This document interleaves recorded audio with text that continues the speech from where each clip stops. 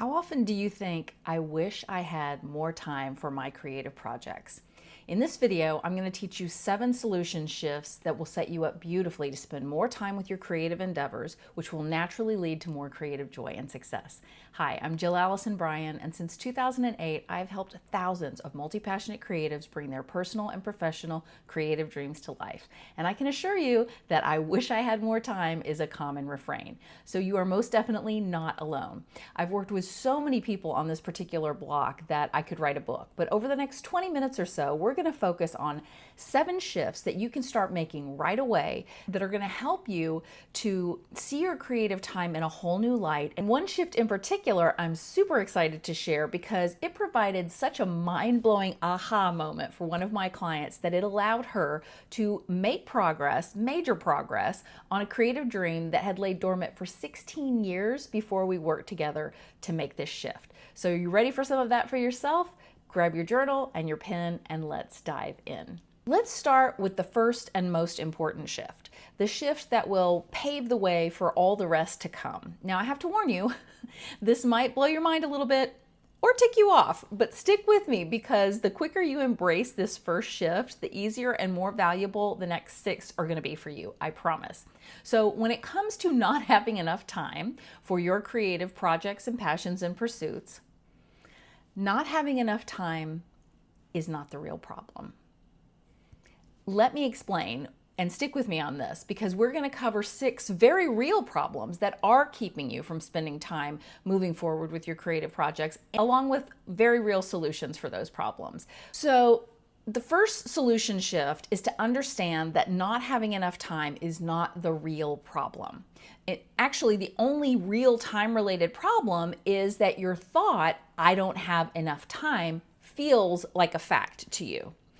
That's A. And then B, society backs you up at every turn on this. It is normalized. It's a normalized thought, excuse, rationale, whatever you want to say, because lots of people are running around and saying, I don't have enough time. I just need more hours in the day and more days in the week and more weeks in the year.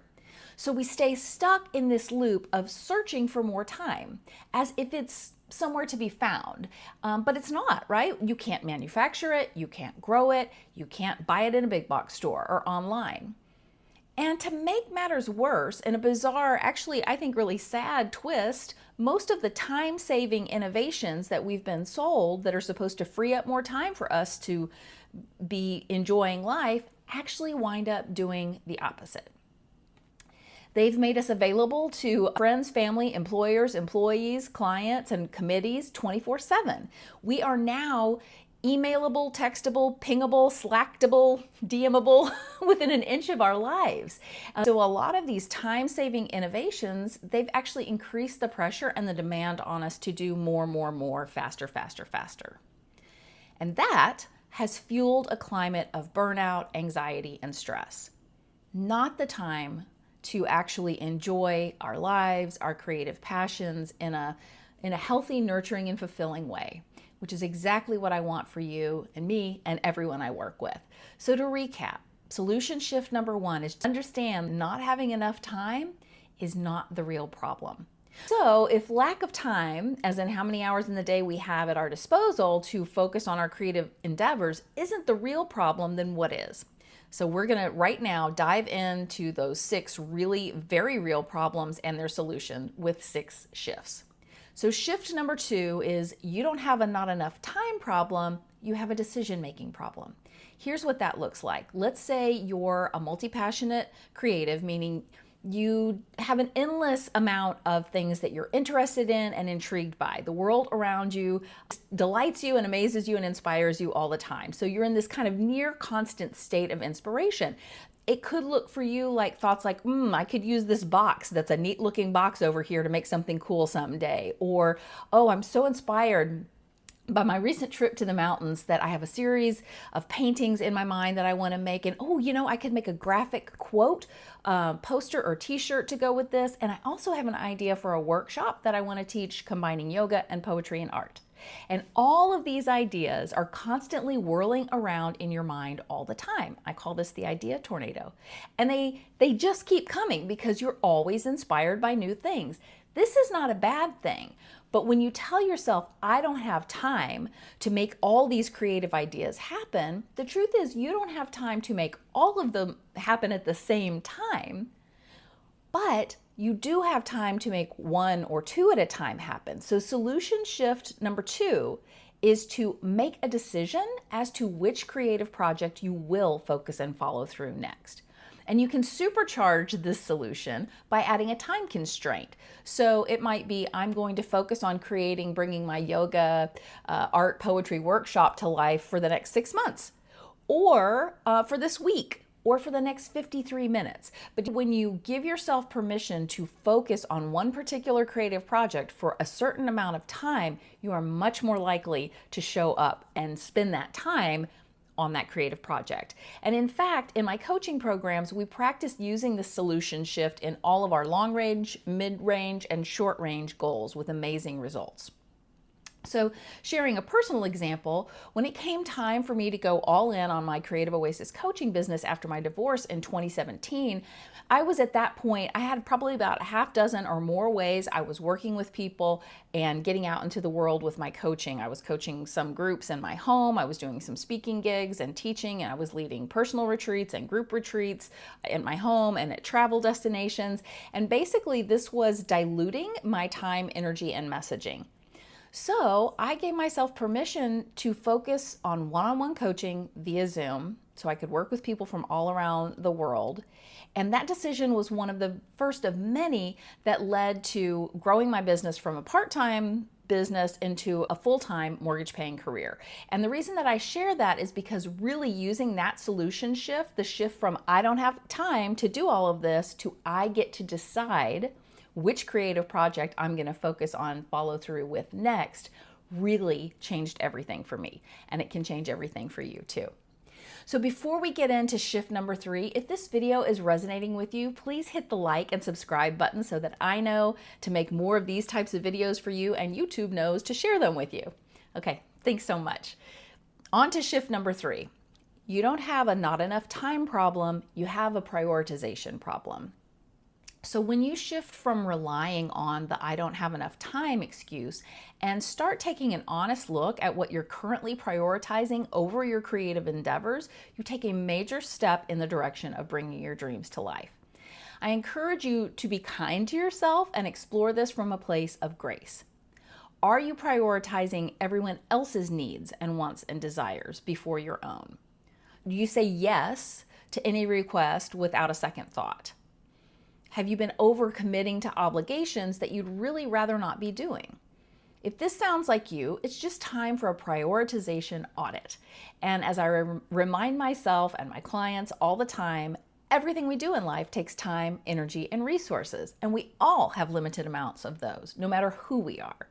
So that's why intentionally choosing how you spend your precious time, energy, and resources, especially if you want some of that prioritized for your creative dreams, it's so important.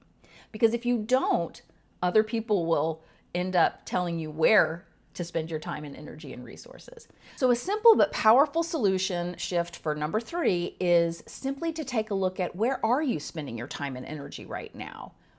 And then deciding, do you want to take some of that back for your own creative needs and wants? So the people that I coach, I help them to assess where they're spending their time and energy. And often they realize that they're giving a lot more away than they thought they were. Sometimes the majority of it. They're either picking up the slack for others, always saying yes without giving it a second thought, and it's just become a habit. But once they make the decision to stop and assess how much time they're giving away and take some of that back for themselves and their creative endeavors, the results are truly life-changing. Now they're able to devote time and energy to their own creative pursuits on a weekly basis and feel more fulfilled and less resentful than ever. So to recap, number 3 solution shift is the shift from I don't have enough time to I get to take an honest look at what I'm prioritizing. And then choose to shift my priorities to boost more time for my own creative dreams and desires to the top of the list. All right, let's move on to solution shift number 4. You don't have a not enough time problem, you have a boundaries problem. Now, this is an ideal follow-up to shift number 3 because creating and maintaining healthy boundaries with your family and friends and employers, employees, and colleagues is going to be extremely helpful in prioritizing your creative time. And if you tend to say yes anytime anyone asks you for anything and then regret it later, this is a boundary issue. And it stands to reason that the more time and energy you spend doing things for others, the less time you'll have for yourself and your creative dreams. So to start with, make a list of all the ways you are giving of yourself and giving of your time and giving of your creative mind to help others on the average week so that you can take an honest look and create some awareness around this issue first. And I promise that I'm not suggesting that you never do anything for anyone else ever again. But by having a very clear understanding of how much you are spending time doing for others at the expense of pursuing your own creative dreams, this is going to help you just see where you can start practicing boundaries to take back some time for yourself. Boundaries like having a set amount of time devoted to your own creative projects. It's non-negotiable every week. Boundaries like honoring your own schedule for the work you want to do, whether or not it works for somebody else. And that might mean saying no to things on nights or weekends, or creating certain hours during the day that are only for your creative projects. Boundaries like only taking on one volunteer project at a time rather than saying yes every time anyone asks you to do something. And remember, when you say no to someone else, you're really saying yes to yourself, and there's room in our lives for both. But we have to practice it, and we have to be aware of what's happening. So the recap to number 4 solution shift is to shift from I don't have enough time to I get to practice better boundaries to take back my time and energy for my own creative work. If you're finding these solution shifts helpful, please be sure to use the link in the description below to request your free Creative Oasis Jumpstart Bundle. It has 5 of my most popular resources to help you spend more time bringing your creative dreams to life. Okay, let's get into shift number 5. You don't have a not enough time problem, you have an accountability problem. So when you find your creative projects are always slipping to the bottom of your to-do list, this could be an accountability problem. And it's one thing to write something on your to-do list or your calendar, and it's another altogether to actually show up and make it happen. And even the most disciplined of people benefit from accountability. And that's why I bake it right into my coaching programs. In addition to our weekly coaching calls, I also host 3 optional calls that are group magic action dates. And these serve as our co-creation accountability sessions. And the format of this is I share a quick prompt and do a little coaching to bring us together in the space. And we've come deciding and knowing what we're going to work on for the next 53 minutes. We turn off our mics and our cameras, and we give ourselves permission to focus on working or playing with the creative project that we've brought to the call for the next 53 minutes. What this means is we are pledging to ourselves and each other that for that amount of time, in this case 53 minutes, we won't be mindlessly scrolling on our phones. We won't hop up to make something to eat or drink. We won't play with the dog. We won't do a load of laundry. We won't start working on some random project because we think we could finish it quickly. Because we've committed to being where we are with each other here to focus and follow through and enjoy 53 minutes with our chosen project.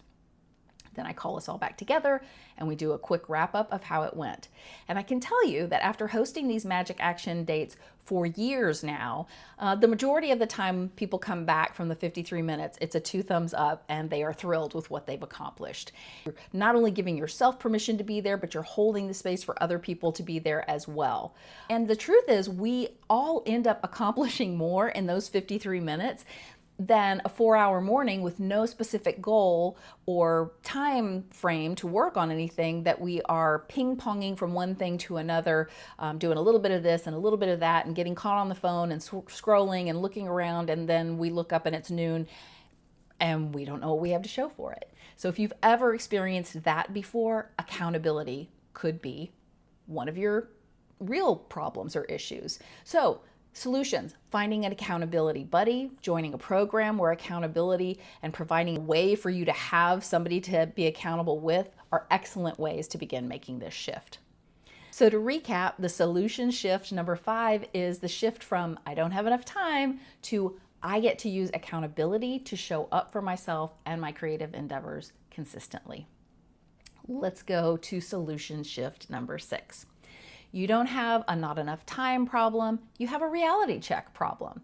So often we will put things on our to-do list, such as update my website, as if it is a single solitary action to be taken, when in fact, there are likely dozens of steps to be taken. And our brains are smart, and we know this creative endeavor isn't a one and done task, so we keep skipping over it and going to the things that we know how long it's going to take to do, and we know how to do them, and we know that it's actually one step. So the reality check solution shift would look like this. Maybe I'm going to stick with the example of a website. Write down all of the steps that you need to take to update your website. Have new photos made, choose new brand colors, update the copy, update all the links and make sure they work, remove the old work that you have on the website that you don't want to be showing any longer. But even those can be broken down further, because have new photos made, I thought about that for a minute when I was writing this, and I broke that down to 8 more steps. Research photographer, choose photographer, hire photographer, book photographer, choose clothes and accessories, choose locations. Am I going to have hair and makeup done, or am I going to do it myself?